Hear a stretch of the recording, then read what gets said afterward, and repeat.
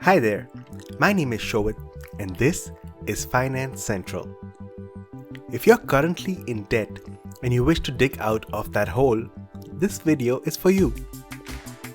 All debt is not created equal, and so we will first look at what's good debt and what is bad debt, and then we shall go over the techniques to close the bad debts. Quick reminder to click the like button and subscribe to my channel so you get notified when I post new videos on personal finance and more. Please don't forget to leave a comment below if I missed something and if you have more tips to get out of debt. First up, you need to know your debt to income ratio.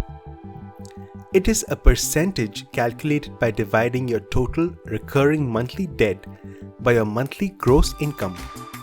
For example, if you or your household have a monthly gross income of $5,000, your mortgage or rent payment is $1,500.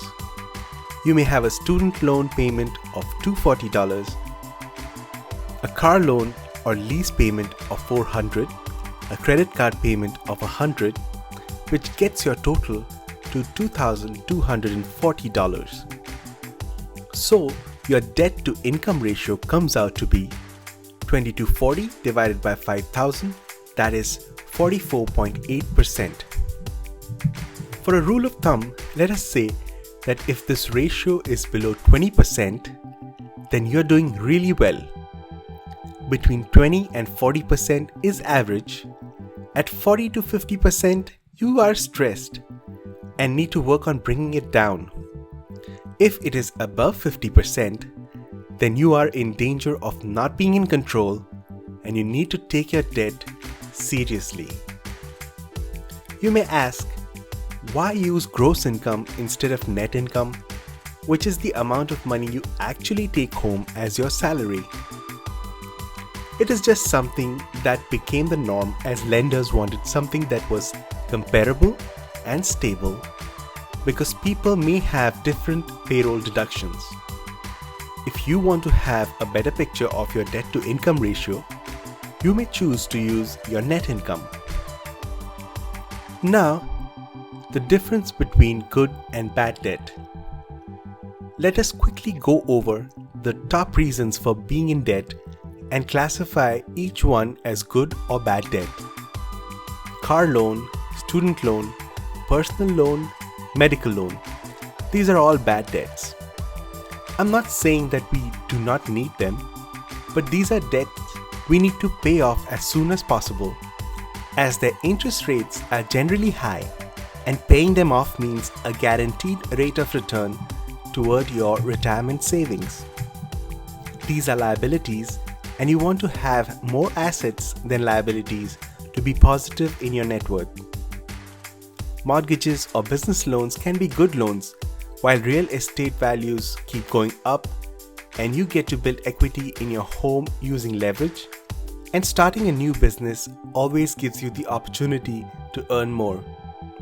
With interest rates being closer to zero, you must refinance if you have a high interest home loan. If you have a bunch of bad debt floating around, you need some focus to not get overwhelmed by the task of paying down all of the different debts. There are typically two ways of dealing with debt payback. The first one is called Snowball.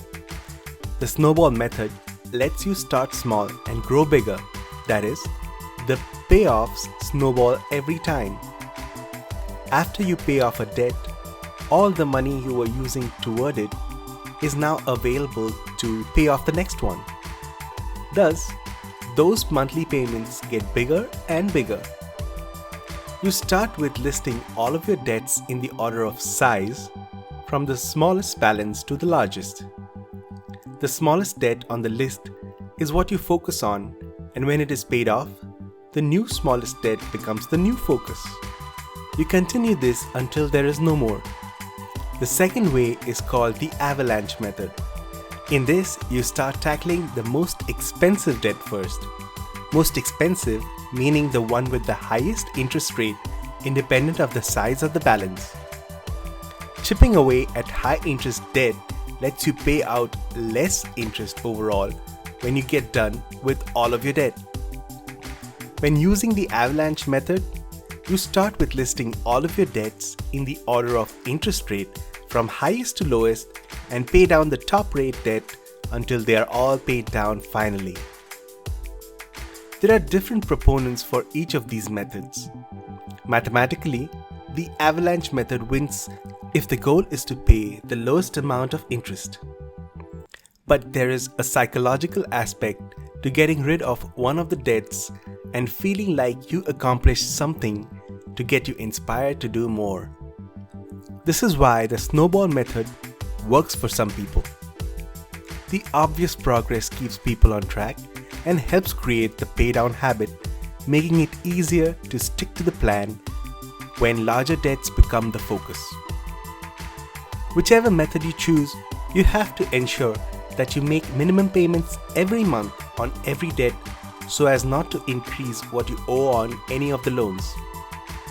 If you have any extra cash at the end of the month, you must make more dents in the debt you're focusing on. As soon as the focus debt is paid off, you do not rest. You just shift the focus onto the next one. Stay inspired till every debt is paid off, and then you can breathe the debt-free air. If you have bad debt and you haven't yet started with one of these methods, what are you waiting for? Now you know where to get started, so get right to it. I hope this information was useful to you, and please share it with your friends and family, and especially those who might be struggling with debt. I shall see you in the next one. Goodbye and have a wonderful day.